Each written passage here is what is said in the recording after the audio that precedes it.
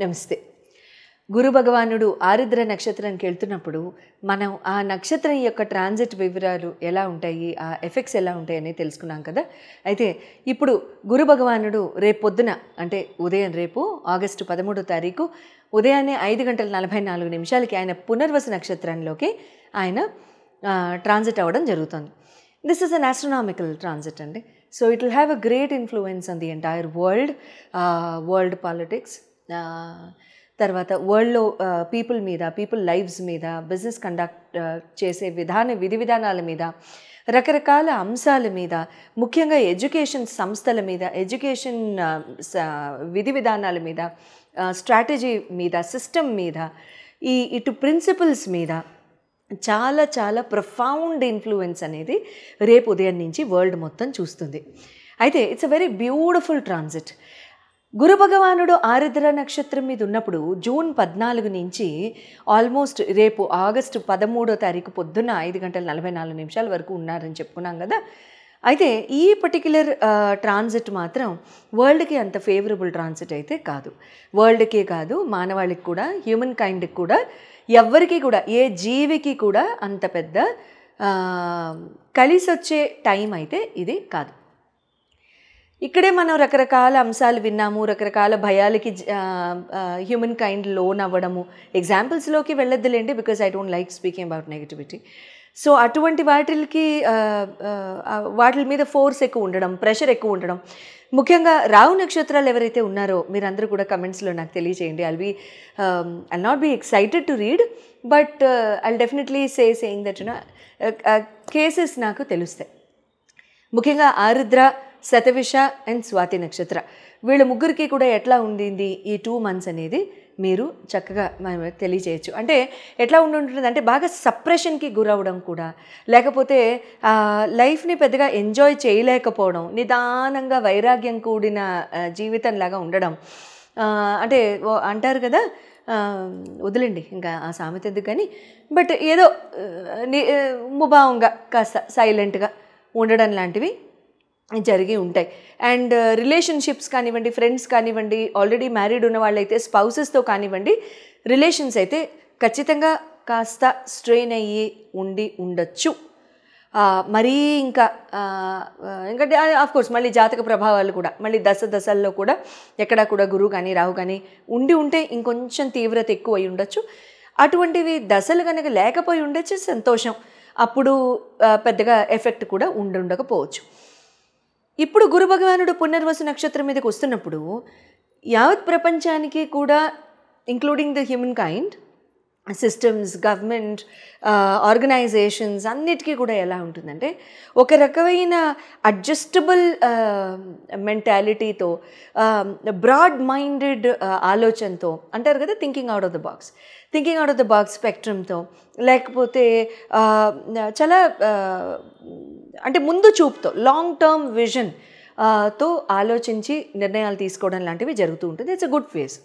గురు సొంత నక్షత్రం మీదకి రావడం ప్లస్ పునర్వసు అంటే పునవాసు, మళ్ళీ return of brightness, return of rejuvenation, return of upheaval, return of enlightenment, return of enjoyment. Punarvasu మళ్ళీ వాసం చేయడం, ఆ return of all the good beginnings, return of all the good things, return of everything, return of rejuvenation, return of renovation, return of everything in the world. So అటువంటివన్నీ కూడా ఇక్కడ మనం జరగడం అనేది చూస్తూ ఉంటాం, ఇండివిజువల్ మ్యాన్ కైండ్తో సహా. ఇంకా ఎవరైనా సరే జన్మ నక్షత్రాలు, గురు నక్షత్రాలు ఉన్నవాళ్ళైతే, లైక్ పునర్వసు కానివ్వండి, విశ్వాఖ కానివ్వండి, లేకపోతే పూర్వభాద్ర నక్షత్రం కానివ్వండి, ఇటువంటి వాళ్ళందరికీ కూడా ఇంకా చాలా బాగుంటుంది. అండ్ చక్కగా అంటే మళ్ళీ గురుగారు మీ చాట్లో ఎలా ప్లేస్ అయి ఉన్నారు కూడా మ్యాటర్ అవుతుందిలేండి, అది వేరే విషయం. సో ఈ నక్షత్రం యొక్క అండ్ ప్రస్తుతానికి చెప్పుకోవాల్సిన ఒక ఇంపార్టెంట్ పాయింట్ ఏంటంటే, గురు భగవానుడు ప్రస్తుతానికి he is moving in an accelerated motion. అంటే ఆస్ట్రోనామికల్గా కనుక చూసినట్లయితే, ఆస్ట్రానామికల్ స్పేస్ కనుక చూసినట్టయితే గురు భగవానుడు ఈ పర్టిక్యులర్ 7 years కూడా చాలా ఫాస్ట్ మూవ్మెంట్తో వెళ్తున్నారు. జనరల్గా గురు భగవానుడు ప్రతి రాశిని సంవత్సరం పాటు కవర్ చేస్తారు. అటువంటిది ఈ 7 years మాత్రం ఆయన చాలా యాక్సలరేటెడ్ మోషన్తో అతిగమన మోషన్తో ఆయన వెళ్ళడం జరుగుతుంది. అతిగమన మోషన్ అంటే ఏంటి? ప్రతి రాశి యందు కూడా 1 ఇయర్లో వెళ్ళే గురు భగవానుడు 5-6 మంత్స్లో కవర్ చేసేసుకుంటూ నెక్స్ట్ రాశిని కూడా కవర్ చేసుకుని మళ్ళీ రెట్రోగేడ్లోకి వెళ్ళి మళ్ళీ ముందుకు వెళ్ళడం జరుగుతుంది. అందుకనే ఈ సంవత్సరం 2025లో అక్టోబర్ 12-18 ఆ ప్రాంతాల్లో ఆయన మళ్ళీ కర్కాటకంకి వెళ్ళడం కూడా జరుగుతుంది.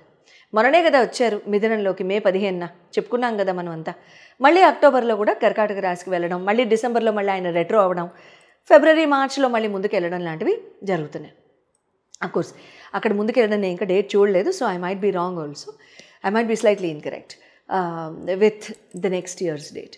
సో ఇటువంటి ఆస్పెక్ట్లో ఇక్కడ ఏమవుతుందంటే ఎఫెక్ట్స్, బెనిఫిట్స్, ఆస్పీషియస్నెస్ ఇవన్నీ కూడా చాలా ఫాస్ట్గా ఉంటాయి. అయితే ఈ అంటే ఇంకేదైనా జాగ్రత్తలు తీసేసుకోవాలా అనేసి మీ మనసులు అక్కడ జంప్ అయిపోతున్నాయని తెలుసు.